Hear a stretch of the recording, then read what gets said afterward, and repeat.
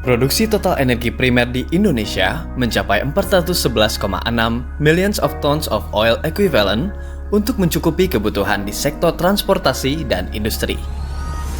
Sebagian besar energi yang digunakan berupa energi fosil dan batu bara. Energi fosil mengandung senyawa hidrokarbon. Ketika mengalami pembakaran sempurna, senyawa ini akan menghasilkan CO2 yang termasuk salah satu gas rumah kaca. Emisi gas CO2 dapat menyebabkan greenhouse effect, sehingga terjadi peningkatan suhu bumi dan pemanasan global yang dapat menyebabkan kerusakan lingkungan dan alam. Dari permasalahan tersebut, sangatlah dibutuhkan energi yang ramah lingkungan untuk menggantikan bahan bakar fosil dari proses alam berkelanjutan. Banyak sumber energi yang Allah Subhanahu wa Ta'ala ciptakan di muka bumi dan dapat dimanfaatkan manusia, seperti air, angin, sinar matahari, dan biomasa. Biomasa dari tumbuhan memiliki potensi yang sangat besar untuk digunakan sebagai sumber energi alternatif. Penjelasan mengenai energi biomasa telah diisyaratkan dalam Quran Surah Yasin ayat 80 yang menyatakan tentang nyala api dari pohon hijau.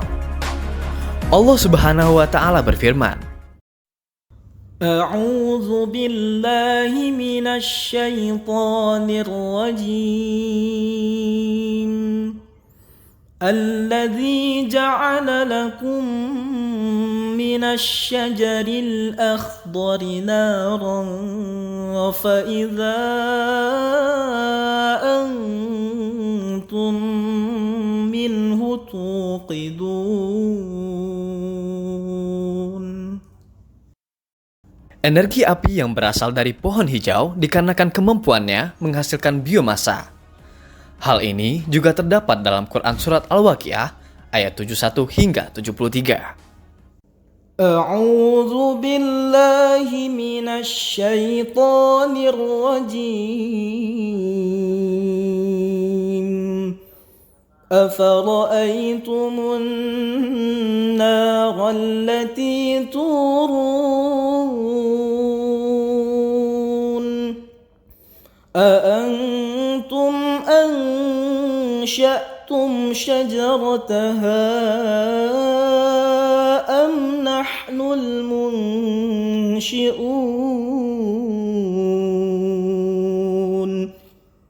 نحن جعلناها تذكرة ومتاعا للمقوين.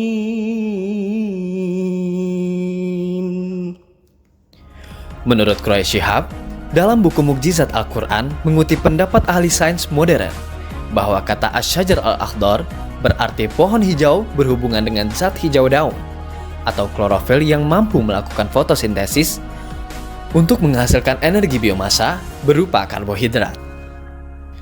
Alga hijau termasuk organisme yang mampu melakukan fotosintesis dan menghasilkan molekul karbohidrat membentuk biomasa sehingga berpotensi sebagai bahan bakar nabati.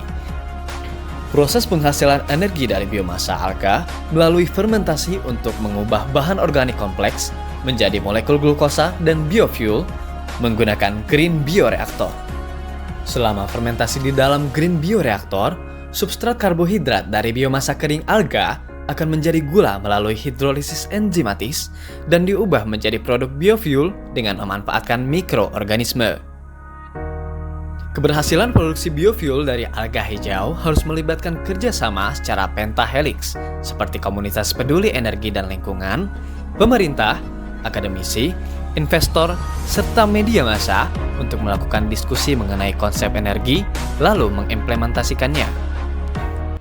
Dalam sebuah riwayat, Rasulullah Shallallahu Alaihi Wasallam bersabda, "Barang siapa menghidupkan bumi yang mati, maka itu menjadi miliknya."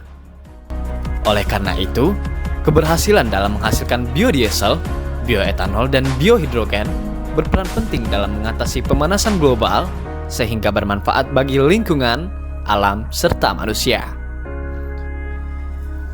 Inilah rancangan The Power of Asy-Syajar Al-Akhdar, potensi alga hijau sebagai penghasil biofuel menggunakan green bioreaktor untuk menjawab kelangkaan energi di masa depan.